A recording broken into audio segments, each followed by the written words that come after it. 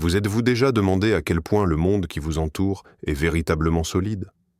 Peut-être êtes-vous confortablement installé en ce moment même, sous une couverture chaude, sentant votre lit ferme et vos murs rassurants. Mais, et si je vous disais que tout cela n'est qu'une illusion? Et si la réalité elle-même, l'espace où nous existons, vibrait comme le thé dans une tasse posée sur la table d'un train en marche? Récemment, des scientifiques ont confirmé ce qu'Albert Einstein avait pressenti. Ils ont capté un bourdonnement cosmique, constant et omniprésent. Ce n'est pas un simple bruit, c'est l'oscillation de l'étoffe même de l'existence. Aujourd'hui, nous allons nous lancer dans un voyage incroyablement calme et lent jusqu'à la source de ce bourdonnement. Nous découvrirons pourquoi l'espace respire et comment de lointains trous noirs bercent notre galaxie au rythme de leur danse gravitationnelle. Installez-vous confortablement. Fermez les yeux. Écoutons le silence qui, en réalité, n'est pas du tout silencieux. Pour comprendre de quoi il est question, il nous faut remonter un peu le temps. Souvenez-vous de vos cours de physique au lycée. On nous enseignait que l'espace était une scène, une boîte noire et vide où flottaient les étoiles et les planètes. C'était l'idée d'Isaac Newton. Pour lui, l'espace était absolu et immuable. Puis Albert Einstein est arrivé et a tout révolutionné. Il a proposé de concevoir l'univers non plus comme une boîte vide, mais comme un tissu. Imaginez un drap bien tendu. Si vous posez une lourde boule de bowling au centre, le drap s'incurve. Si vous lancez une petite bille à côté, elle roulera vers la boule, non pas par attraction magnétique, mais à cause de la courbure du tissu. C'est ça, la gravité. Évidemment, Einstein avait compris que les objets massifs déforment l'espace-temps. Mais le plus fascinant est arrivé plus tard. Les scientifiques se sont demandé si ce tissu peut se courber, peut-il aussi vibrer? Peut-il y avoir des ondulations, comme les cercles qui se forment à la surface de l'eau quand on y jette une pierre? La réponse fut positive. Et aujourd'hui, 100 ans plus tard, nous avons enfin appris à entendre ces ondulations. Commençons par une image toute simple. Visualisez un lac paisible, un matin de bonheur. L'eau est d'une planéité parfaite, comme un miroir. C'est ça, notre espace dans son état de repos. Maintenant, imaginez que très loin, sur l'autre rive, quelqu'un ait jeté une pierre dans l'eau. Vous n'avez pas vu le geste. Vous n'avez pas entendu le bruit de l'impact. Mais, après un certain temps, de petites ondulations à peine visibles atteignent votre position. Elles viennent bercer la feuille de nénuphar juste à vos pieds. Dans l'univers, le rôle de l'eau est tenu par l'espace-temps. Et le rôle des pierres? Il est joué par les objets les plus lourds imaginables, les trous noirs et les étoiles à neutrons. Lorsqu'ils se déplacent, ils ne font pas que voler à travers le vide. Ils le perturbent profondément. Ils créent des ondes qui se propagent dans toutes les directions à la vitesse de la lumière. Et ces ondes traversent absolument tout, à travers les étoiles, à travers les planètes, à travers votre maison et même, en cet instant, à travers vous. C'est une pensée incroyable à garder en tête avant de dormir. Vous n'êtes pas séparés du cosmos. Vous êtes en train d'être doucement bercés par ces vagues. Mais comment les scientifiques ont-ils bien pu déceler un tel phénomène? Après tout, nous ne sentons pas ces forces qui nous étirent ou nous compriment. C'est parce que ces fluctuations sont incroyablement infimes. Imaginez que nous voulions mesurer la distance jusqu'à l'étoile la plus proche, Proxima du Centaure. C'est environ 4 années-lumière. Eh bien, une onde gravitationnelle modifierait cette distance gigantesque d'une valeur inférieure à l'épaisseur d'un cheveu humain. Cela semble totalement impossible à mesurer. Pourtant, en 2015, un véritable miracle s'est produit. L'observatoire LIGO a capté un tel signal pour la première fois. C'était une impulsion, courte et violente. Comme si quelqu'un avait frappé une seule fois sur un tambour. Boum. Puis, le silence. C'était la collision de 2 trous noirs. Ce fut un événement fracassant à l'échelle de l'univers. Les scientifiques exultèrent. Pour la première fois, nous avions entendu le cosmos. Mais ce n'était qu'un cri solitaire dans la nuit. Les astrophysiciens savaient hâte que là-haut, il ne devait pas y avoir qu'un simple cri, mais tout un fond sonore constant, un murmure qui ne s'arrête jamais. Essayons d'imaginer la différence entre le premier signal capté et ce que nous avons découvert récemment. Imaginez-vous dans une pièce silencieuse, quand soudain, un vase tombe. Clang. C'est l'équivalent de ce que nous avons capté en 2015. Un événement unique, net et violent. La collision de deux trous noirs de masse stellaire. Mais l'univers est gigantesque. Il abrite des milliards de galaxies. Et au centre de presque chacune d'elles se trouve un trou noir supermassif. Ces monstres pèsent des millions, voire des milliards de fois la masse de notre Soleil. Lorsque les galaxies fusionnent, ces géants cosmiques se mettent à tournoyer l'un autour de l'autre. Ils ne se heurtent pas immédiatement. Ils exécutent une valse lente et majestueuse qui dure des millions d'années. Tant qu'ils sont en orbite, ils émettent constamment, à chaque seconde, des ondes gravitationnelles. Étant donné qu'il y a des millions de ces couples dans l'univers, leurs ondes se superposent. Le résultat n'est pas un choc sonore net, mais plutôt un bourdonnement constant et grave. Un peu comme le brouhaha d'un restaurant où toutes les conversations se mêlent, créant un bruit de fond unique et ininterrompu. On appelle ce bruit de fond le bruit stochastique d'ondes gravitationnelles. Le nom est peut-être compliqué, mais la clé est simple. C'est la voix de l'univers tout entier parlant en même temps. Et pour capter ce signal, les détecteurs terrestres classiques ne suffisent pas. Ils sont bien trop petits. La longueur d'onde émise par ces trous noirs gigantesques peut en fait atteindre des années-lumière. Pour intercepter une telle onde, il nous faudrait un détecteur de la taille d'une galaxie. Ça ressemble à de la pure science-fiction, n'est-ce pas? Imaginez bâtir un instrument de la taille de notre Voie lactée. Mais les astronomes sont plutôt rusés. Ils ont réalisé qu'il n'y avait rien à construire du tout. L'univers lui-même a déjà conçu ce détecteur pour nous. Il nous reste juste à apprendre à nous en servir. Et ce détecteur, ce sont les pulsars. Ce sont des étoiles fascinantes dont nous reparlerons pendant que vous vous enveloppez bien confortablement dans votre couverture. Les pulsars sont ce qui reste des étoiles massives après leur mort. Lorsqu'une étoile gigantesque explose, son noyau s'effondre, atteignant une densité absolument faramineuse. Imaginez prendre notre Soleil et le compresser jusqu'à la taille d'une petite ville, disons, Moscou ou New York. La matière y est si compacte qu'une simple cuillère à café de ce matériau pèserait des milliards de tonnes. Mais leur propriété la plus remarquable n'est pas leur poids, c'est leur rotation. Ils tournent et ils le font à une vitesse vertigineuse. Certains d'entre eux effectuent des centaines de rotations par seconde. Ces pulsars possèdent de puissants champs magnétiques qui projettent des faisceaux d'ondes radio. Et puisque l'étoile est en rotation, ce faisceau balaye la Terre exactement comme le ferait un rayon de phare. Nous percevons une impulsion, une impulsion, une impulsion. Ces impulsions se produisent avec une précision absolument chirurgicale. Les pulsars sont tout simplement les horloges les plus précises de l'univers. Ils dépassent même la précision de nos meilleures horloges atomiques terrestres. Et c'est là qu'intervient la magie. Les scientifiques ont sélectionné plusieurs dizaines de ces pulsars dispersés dans notre Voie lactée. Ils ont ainsi transformé notre galaxie en une gigantesque antenne. L'idée de base était la suivante. Si l'espace entre nous et ces pulsars est stable, les signaux émis par ce phare cosmique devraient arriver strictement à l'heure. Tic-tac, tic-tac, un rythme parfait. Mais si une onde gravitationnelle passe à travers la galaxie, elle déforme cet espace. Elle l'étire, puis le comprime.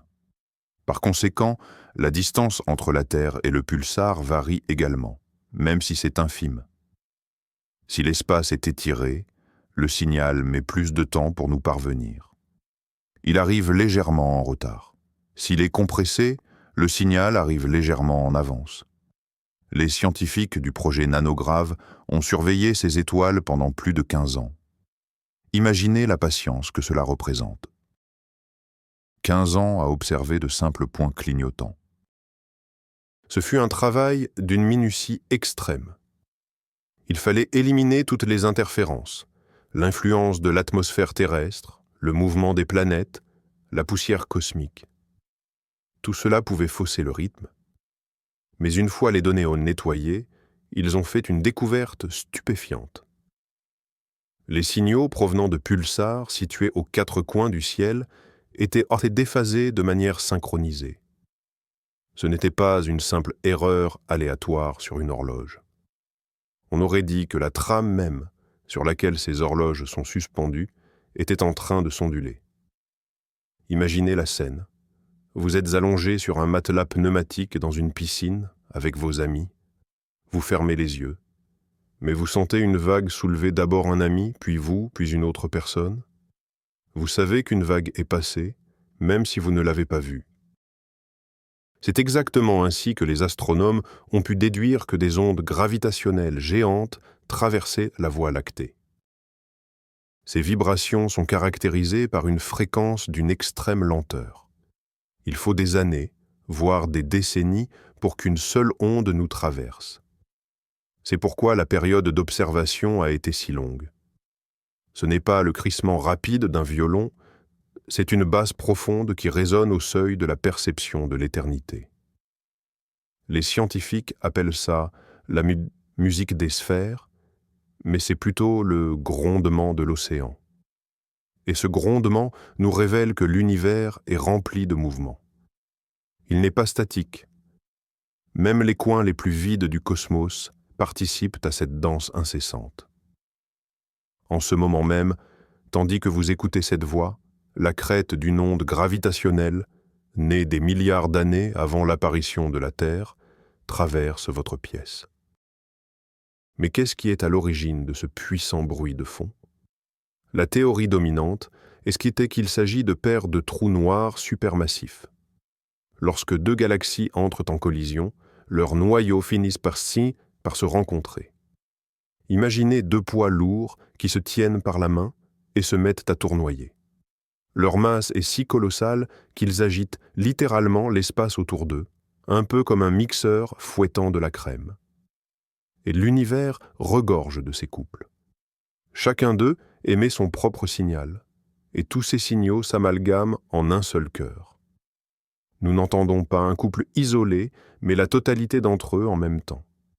C'est un peu comme se tenir au bord de la mer. On entend le bruit des vagues. Vous ne pouvez pas distinguer le son de chaque goutte d'eau qui retombe, mais vous percevez la respiration puissante de l'océan.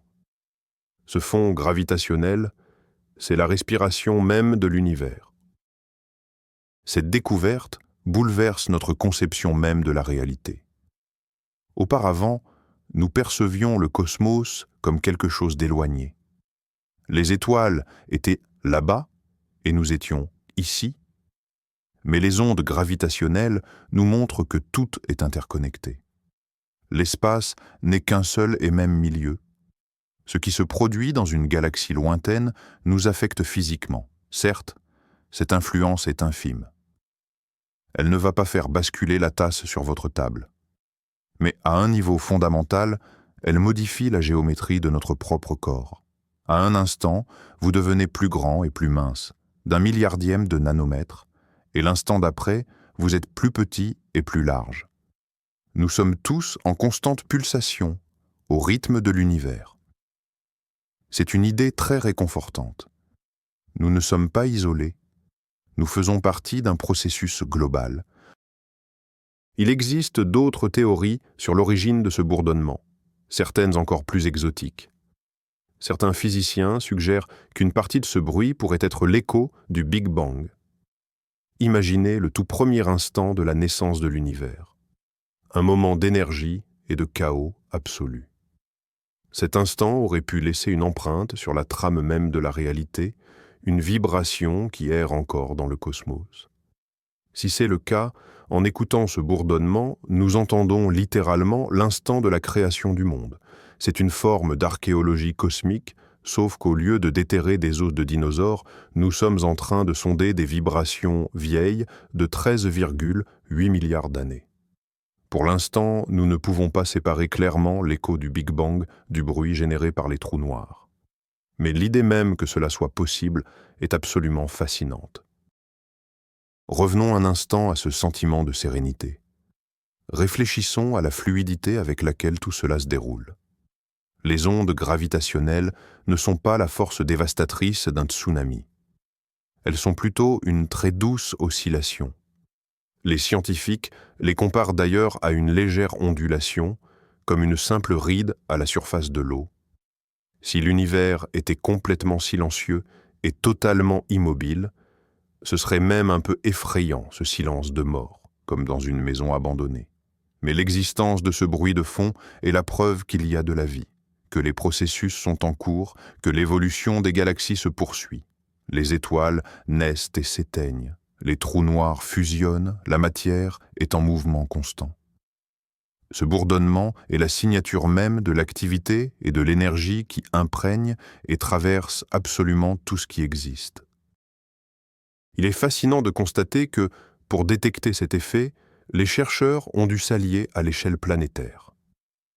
Des radiotélescopes situés aux États-Unis, en Europe, en Inde, en Chine et en Australie ont fonctionné en parfaite synchronisation. C'était en quelque sorte un réseau mondial, un véritable détecteur orchestré par l'humanité. Des gens de cultures et de langues différentes écoutaient le ciel ensemble. Et ils ont tous entendu la même chose. La réalité n'est pas statique, elle fluctue. Ce terme de fluctuation est tout à fait pertinent. Il s'agit d'une déviation légère et aléatoire. Le monde donne l'impression de respirer doucement. Une inspiration, une expiration, un étirement suivi d'une contraction. Ce rythme est bien plus lent que notre propre respiration, mais il n'en est pas moins naturel. Imaginez la nature même de l'espace-temps, vue à l'échelle microscopique. Si nous commencions à zoomer, un peu comme sous un microscope, nous verrions d'abord les atomes, ensuite les noyaux, puis les particules élémentaires. Mais si l'on s'enfonçait encore plus loin, jusqu'à la longueur de Planck, la plus petite dimension concevable dans l'univers, les physiciens émettent l'hypothèse que l'espace s'y met à bouillonner. C'est ce qu'on appelle la mousse quantique. Là, l'espace et le temps sont constamment déchirés, puis recollés. Des tunnels microscopiques ne cessent d'apparaître et de disparaître. C'est le bouillonnement même de la réalité. Et les ondes gravitationnelles, ce sourd bourdonnement, sont l'écho macroscopique de cette nature complexe et bouillonnante de notre univers. La plupart des gens ont peur des trous noirs. Ils les voient comme des monstres qui dévorent tout sur leur passage. Pourtant, dans le contexte de notre histoire, les trous noirs jouent le rôle de créateurs. Non pas des destructeurs, mais des générateurs d'ondes. Sans eux, l'univers serait bien plus calme et ennuyeux. Leur gravité est si puissante qu'elle empêche l'espace de stagner. Ils brassent le cosmos. On pourrait dire que les trous noirs sont les moteurs qui maintiennent la dynamique de cette grande symphonie cosmique. Et nous, ici, sur Terre, nous sommes les auditeurs au premier rang de ce concert grandiose. Maintenant, tandis que vous êtes allongés, dans l'obscurité, essayez de visualiser ces ondes. Ne les imaginez pas comme de tracés austères sur un graphique, mais plutôt comme de douces couleurs. Imaginez que l'espace qui vous entoure ondule, à la manière d'une aurore boréale, mais qu'elle est invisible. De lentes et fluides fluctuations de violet et de bleu foncé. Elles traversent les murs, le plafond, descendent jusqu'au noyau terrestre et au-delà, dans l'espace, de l'autre côté de la planète. Rien ne peut les arrêter, rien ne peut les retenir. Elles sont libres. Et cette liberté contient quelque chose de profondément apaisant. Les problèmes du quotidien semblent si insignifiants comparés au souffle des galaxies. Les scientifiques l'affirment, nous nous tenons au seuil d'une nouvelle ère pour l'astronomie. Jusqu'à présent, nous n'avions fait que voir l'univers, que ce soit à l'œil nu ou à travers nos télescopes. Désormais, nous commençons à l'entendre. C'est l'équivalent d'avoir regardé un film muet toute votre vie et que soudain le son soit activé dans la salle de cinéma. Notre vision du monde devient alors tridimensionnelle, plus riche et complète. Nous allons découvrir des mystères jusqu'alors cachés dans l'obscurité. Nous pourrons comprendre comment les galaxies se sont formées au premier instant de l'univers. Nous aurons la possibilité de vérifier des théories qui semblaient jusqu'ici impossibles à prouver. L'avenir s'annonce fascinant. Mais en cet instant précis, ce qui compte vraiment, c'est ce sentiment profond d'en faire partie. Cette découverte possède aussi une dimension philosophique. Elle nous rappelle que la stabilité n'est qu'un concept relatif. Même le vide n'est pas vide. Même l'immobilité est pleine de mouvements. Mais cela ne doit pas nous inquiéter. Au contraire. Cela signifie que le monde est souple. Ce n'est pas une pierre figée, c'est un flux vivant. Et nous faisons partie de ce courant. Notre conscience, nos rêves font aussi partie de cette réalité. Et si la réalité ondule, nos rêves sont-ils peut-être une manière de nous accorder à ces rythmes cosmiques ? Qui sait ? La science ne peut pas encore répondre à cette question, mais avant de dormir, on peut bien se permettre un peu de fantaisie. Bientôt, cette vidéo prendra fin, et tout ce qui restera, c'est votre propre rythme intérieur. Le rythme de votre souffle. Inspirez et expirez. Le rythme de votre cœur. Essayez de l'harmoniser avec le rythme imaginaire de l'univers. Lentement, paisiblement. Imaginez que chaque expiration est une petite vague gravitationnelle qui se propage dans le monde, apportant le calme. Vous êtes en sécurité. Vous êtes chez vous. Et votre maison, ce n'est pas qu'une simple structure de briques et de béton. Votre maison, c'est cet univers immense, respirant et chantant, qui vous tient délicatement au creux de ses paumes gravitationnelles. Laissez s'envoler vos dernières pensées, qu'elles se dissolvent, comme les ondes à la surface de l'eau lorsque le vent se calme. Il ne reste plus que le calme plat, il ne reste plus que l'essence, le fond, le murmure doux et enveloppant du silence. Vous faites partie de quelque chose d'infiniment grand et de merveilleux, et cette force veille maintenant sur votre sommeil.